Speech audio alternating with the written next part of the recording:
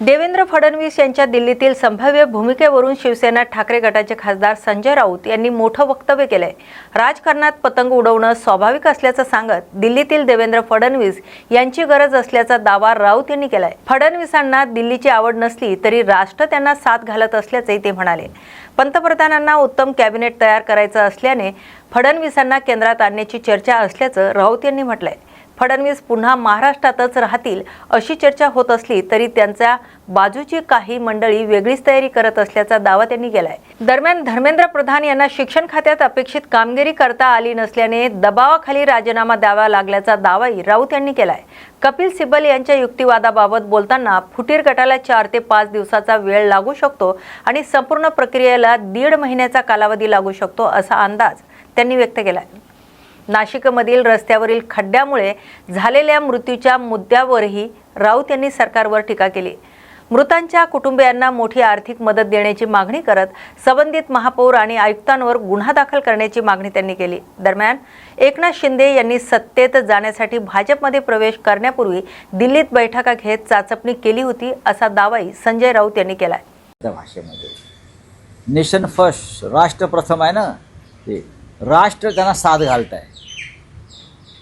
कारण दिल्लीमधलं जे कॅबिनेट आहे अत्यंत कमकुवत आहे, ढिसाळ आहे, गचाळ आहे, अकार्यक्षम आहे, हे तुम्ही पाहिलं।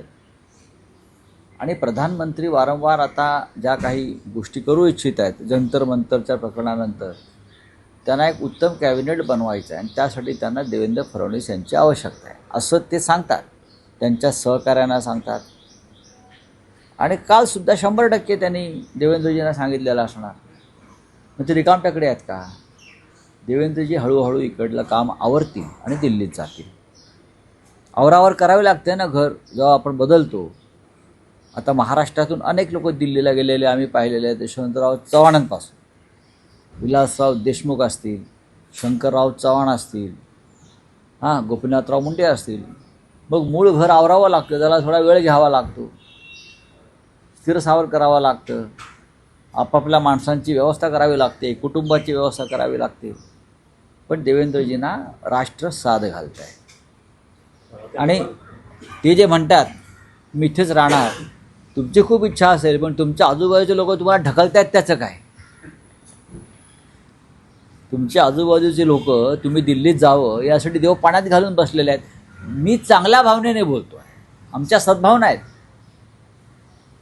आमच्या त्यांच्याविषयी सद्भावना आहेत की महाराष्ट्रातल्या नेत्यानं राष्ट्राचं नेतृत्व करावं, हे आमच्या सद्भावना आहेत। पण जे तुमच्याबरोबर आहेत त्या त्यांच्या सद्भावना नाहीत, ते कधी एकदा दिल्लीत जात आहेत आणि कधी एकदा आम्ही बसतो आहे, असे बरेच लोक आहेत। जसे ते देवेंद्रजी प्रधानमंत्र्यांना भेटतात तसे काही लोक अमित शहाना भेटतात जाऊन सारखे।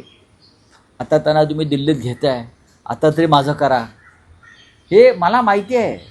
यांच्यापेक्षा दिल्ली मला जास्त माहिती आहे कुठे काय आहे ते। कल्याण डोंबिवलीत भाजप आणि मनसेमध्ये नव्या राजकीय संघर्षाची ठिणगी पडली आहे। हिंदी भाषिक साम्राज्याच्या कार्यक्रमात भाजप जिल्हाध्यक्ष नंदू परब यांनी ब्रिजभूषण सिंह यांचं समर्थन करत राज ठाकरे यांच्याबाबत केलेल्या वक्तव्यावरून वाद निर्माण झालाय। नंदू परब यांच्या विधानानंतर मनसेने डोंबिवली शहराध्यक्ष हर्षद पाटील त्यांच्यावर जोरदार पलटवार केलाय।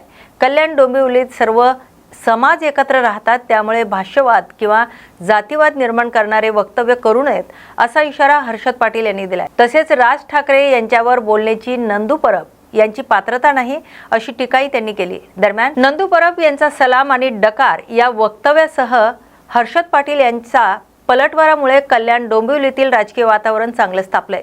या मुद्द्यावरून भाजप आणि मनसे कार्यकर्त्यांमध्ये सोशल मीडियावरही जोरदार शाब्दिक संघर्ष सुरू आहे। तर या डोंबिवली शहरामध्ये आतापर्यंतचा इतिहास आहे का कुठल्याही भाषेवाद किंवा जातीयवाद उत्तर भारतीय समाजाचा असेल, गुजराती समाजाचा असेल, साऊथ इंडियन समाजाचा असेल, आत्तापर्यंत इकडे कधीच कुठलं झालेला नाही आहे वाद। आम्ही सर्वजण इथे एकत्र राहतो, एकत्र सगळ्या गोष्टी आम्ही एकत्र करतो। आमचे उत्तर भारतीय समाजाचे मित्र आहेत, गुजराती समाजाचे मित्र आहेत, साऊथ इंडियन समाजाचे मित्र आहेत, सगळे आम्ही व्यवस्थित राहतो। आता हे काय झालं, हे जे कोणी आहेत त्यांचे जिल्हा अध्यक्ष यांचे अनधिकृत बांधकामामध्ये असणारे हे जे उत्तर भारतीय समाजाचे जे पार्टनर आहेत, त्यामुळे यांना त्यांची उजरेगिरी करावी लागते. आणि राजसाहेबांबद्दल बोलण्याची यांची अवकात आहे का? पहिली गोष्ट तर उगाचच मला त्यांना सांगणं आहे इथे सगळं व्यवस्थित चाललेलं आहे, कशाला वातावरण खराब करता तुम्ही? आमचे चांगले मित्र आहेत आणि त्यांचे जे मित्र आहेत ना त्यांच्यापेक्षा चांगले आमचे मित्र आहेत ते. त्यामुळे उगाचच ते मायलेज घ्यायला आणि काहीतरी करायला या फालतू गोष्टी करू नका आणि या डोंबिवली शहराचं वातावरण बिघडू नका तुम्ही. हे अशा लोकांना तर ना खरं तर उत्तर देण्याची पण आवश्यकता नाही आहे. जे स्वतः सुरक्षित फिरू शकत नाही शहरामध्ये, यांना टोली घेऊन फिरावे लागते. यांच्यात काय हिंमत आहे साहेबांचं नाव घेण्याची? सोलापूरच्या बार्शी तालुक्यात ओबीसी नेते नवनाथ वाघमारे यांच्या विरोधात सकल मराठा समाज आक्रमक झालाय. वैराग परिसरात सकल मराठा समाजाच्या वतीने वाघमारे यांच्या वक्तव्यांना निषेध करण्यात आलाय, तर त्यांच्या विरोधात गुन्हा दाखल करण्याची मागणी पोलिसांकडे करण्यात आली आहे. दरम्यान सकल मराठा समाजाचे नेते डॉक्टर कपिल कोरके यांनी नवनाथ वाघमारे यांना मारहाण करणाऱ्यांना 10 लाख रुपयाचं रोख बक्षीस देण्याची घोषणा केल्याचा दावा करण्यात आलाय. तसेच मारहाण करणाऱ्याने स्वतःचं नाव न सांगता आपले नाव सांगावे असं आवाहनही केल्याचं समोर आलंय. या कथित वक्तव्यामुळे बार्शी परिसरातील राजकीय आणि सामाजिक वातावरण तापलंय. प्रकरणाची दखल घेऊन पोलीस प्रशासनाकडून काय कार्यवाही केली जाते याकडे आता लक्ष लागलंय. आषाढी वारीचा सोहळा पूर्ण करून श्री संत एकनाथ महाराजांची पालखी आता शेगावच्या दिशेने परतीच्या प्रवासाला लागली आहे. परतीच्या प्रवासातील अंतिम टप्प्यात आज पालखीचा खामगाव येथे आगमन होत असून खामगाव हा पालखीचा शेवटचा मुक्काम असणार आहे. या पार्श्वभूमीवर श्री गजानन महाराज उपासना परिवार आणि आदर्शनगर महिला मंडळाच्या वतीने श्रींच्या चरणी तब्बल 1,51,111 मोदकांचा महानैवेद्य अर्पण करण्यात येणार आहे. या उपक्रमाचं हे 4थं वर्ष असून महाराष्ट्रातील कोकण, पश्चिम महाराष्ट्र, खानदेश, मराठवाडा आणि विदर्भातील विविध जिल्ह्यातून गजानन भक्तांनी भक्तिभावाने मोदक तयार करून खामगावात पाठवलेत. मातृशक्तीच्या हस्ते सात्विक पद्धतीने तयार करण्यात आलेले हे मोदक पालखी खामगावात पोहोचल्यानंतर श्रींच्या चरणी अर्पण केले जाणार आहेत. त्यानंतर पालखीच्या दर्शनासाठी येणारे वारकरी आणि भाविकांना महाप्रसादाचं वाटप करण्यात येणार आहे. या उपक्रमातून श्रद्धा, भक्ती आणि सेवाभावांचा अनोखा संगम पाहायला मिळतोय. श्री गजानन महाराज उपासना परिवार आदर्शनगर खामगाव, आमचे हे मोदक महानैवेद्याचे 4थे वर्ष आहे. हे आम्ही गजानन महाराजांच्या भक्तिभावासाठी सुरू केलेलं आहे की बुवा आपण खामगावात राहतो तर आपल्याकडनं काही पालखी येते पंढरपूरवरून, तर त्याच्यासाठी आपण काहीतरी सेवा दिली पाहिजे म्हणून प्रत्येक माऊलींनी घरी बनवलेला हा मोदकरूपी प्रसाद आम्ही पालखीमध्ये वाटप करतो. हे आमचं 4थं वर्ष आहे आणि राज्यस्तरीय स्तरावर हा उपक्रम खूप पूर्ण महाराष्ट्रातनं आमच्याकडे मोदक येतात. नागपूरला तर यावर्षी 20 केंद्र आहेत. संभाजीनगर आहे, पुणे आहे, सोलापूर, कोल्हापूर, अमरावती, पुणे, अजून जळगाव, अकोला, सगळीकडनं आमच्याकडे मोदक येतात. इथे आम्ही सगळं ते कलेक्ट करतो, सगळं चेक करतो आणि नंतर मग 3 ठिकाणी आमचं याचं वाटप होते. एक नॅशनलमध्ये, एक HDFC बँकेजवळ, तिथे सकाळी पायी वारी जाते, तिथे वाटप होते. हा उपक्रम लावताना आम्ही त्याचं छोटंसं रोपटं होतं, पण तो आता एवढा राज्यस्तरीयवर मोठ्या प्रमाणात त्याचं वृक्ष होऊन राहिलं आणि सर्वांकडनं आम्हाला खूप चांगला प्रतिसाद आहे. याच्यासाठी सगळ्या जणी सगळ्या स्तरावरनं प्रतिसाद आहे. बारामतीतील विद्या प्रतिष्ठानामध्ये महापुरुषांच्या कार्याची आणि योगदानाची माहिती देणारे विशेष प्रेरणास्थळ उभारण्यात आले. या वास्तूमध्ये गौतम बुद्धांचा पुतळा असून छत्रपती शाहू महाराज, अहिल्यादेवी होळकर, सयाजीराव गायकवाड, सावित्रीबाई फुले, अण्णाभाऊ साठे, यशवंतराव चव्हाण आणि शरद पवार यांचं छायाचित्र लावण्यात येणार असल्याची माहिती ज्येष्ठ नेते शरद पवार यांनी दिली आहे. विद्या प्रतिष्ठानाची स्थापना दिनानिमित्त 16 ऑक्टोबर रोजी या प्रेरणास्थळाचं उद्घाटन करण्याचा विचार असून पंतप्रधान नरेंद्र मोदी यांच्या उपस्थितीत उद्घाटन होणार असल्याचंही पवार यांनी सांगितलंय. अहिल्यादेवी होळकर यांच्या जलसंधारणाच्या कार्यातून प्रेरणा घेत जिरायती भागात बारव उभारण्याची संकल्पनाही मांडण्यात आल्याचं त्यांनी स्पष्ट केलंय. महापुरुषांचं कर्तृत्व, विचार आणि योगदान नव्या पिढीपर्यंत पोहोचवण्याच्या उद्देशाने हा उपक्रम राबवण्यात येत असल्याचं शरद पवार यांनी सांगितलंय.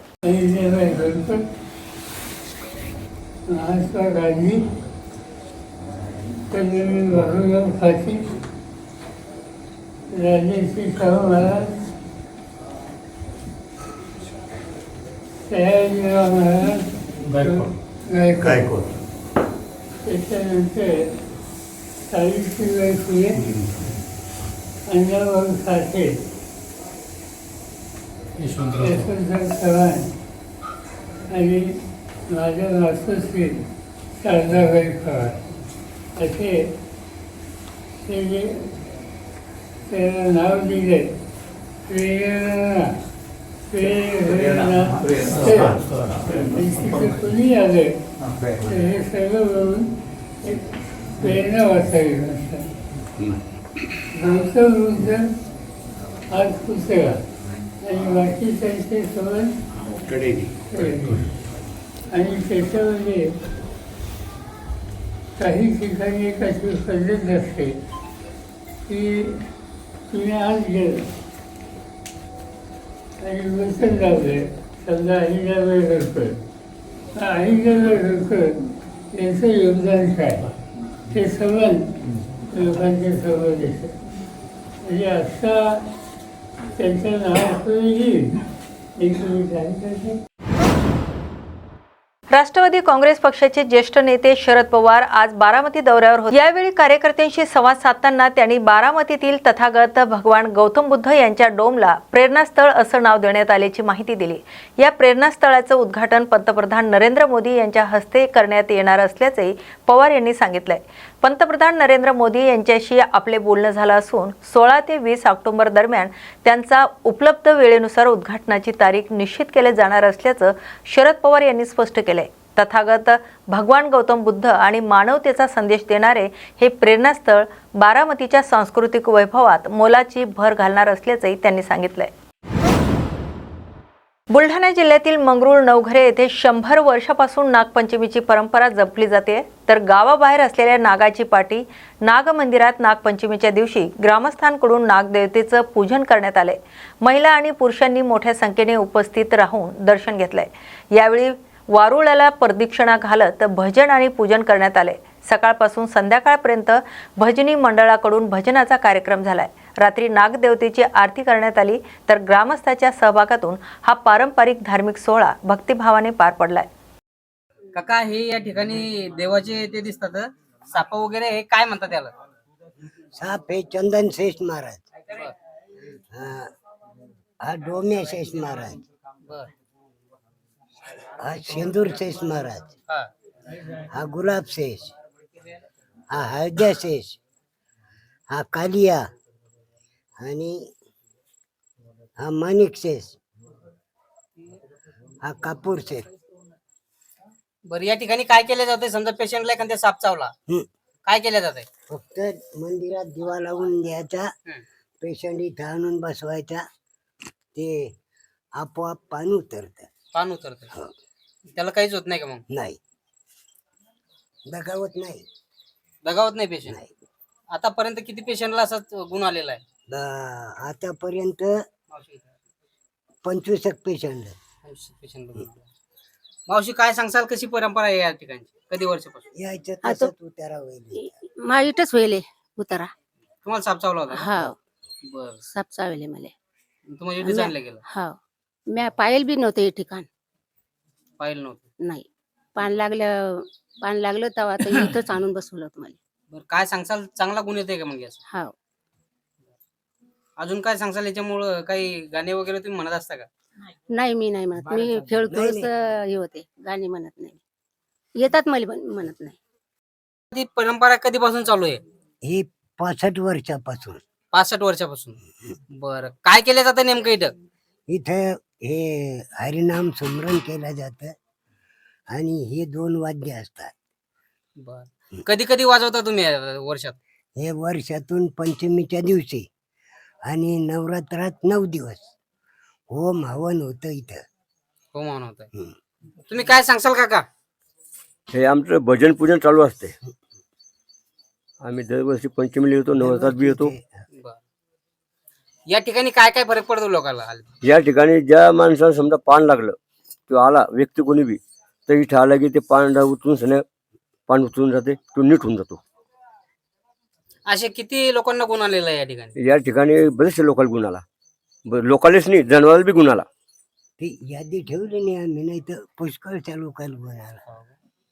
तुम्ही काय सांगसाल काका, या ठिकाणी कधीपासून परंपरा आहे? 100 वर्ष. 100 वर्ष झाले जवळपास. बर, 65 वर्ष. काय काय गुण येते लोकांना इथं, काय होते नेमकं? इथं गुन्ह्याचा सरप रस्ता उतरतो आणि पान लागलं ते उतरते, ढोरा वासरा सगळे उतरते. परिचय द्या. मी गजानन काकडे. काय सांगसाल या ठिकाणी ही जी भजनाची परंपरा आहे, काय उद्देश आहे मग? नाही, ही परंपरा अनेक दिवसाची आहे आणि हे सर्वात महत्त्वाचं म्हणजे श्रद्धेचं ठिकाण आहे.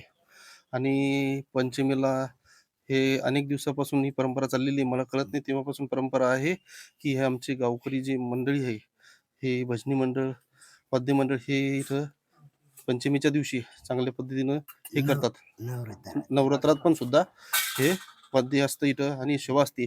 आणि हे महादेवाचं ठिकाण आहे, चंदन शेख बाबाचं, हे फार मोठं श्रद्धेचं ठिकाण आहे.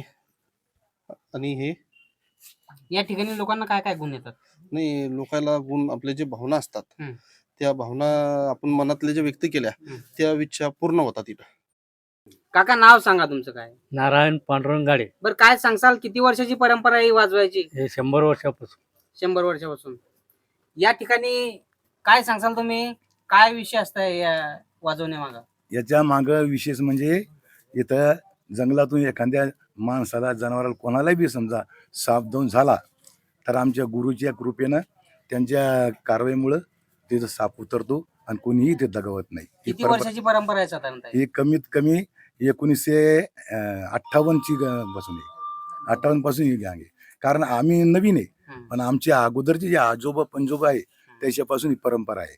म्हणजे काय म्हणतात या भजनाला, नेमकं काय म्हणतात? याला बाऱ्या म्हणतात. बाऱ्या म्हणतात. हा. साधारणतः कधीपासून चालू करता ही बारी तुम्ही? ही बारी म्हणजे नागपंचमीला चालू असते आणि नवरात्रात चालू असते आणि दर सोमवारी बी चालू असते. दर सोमवारी. हा.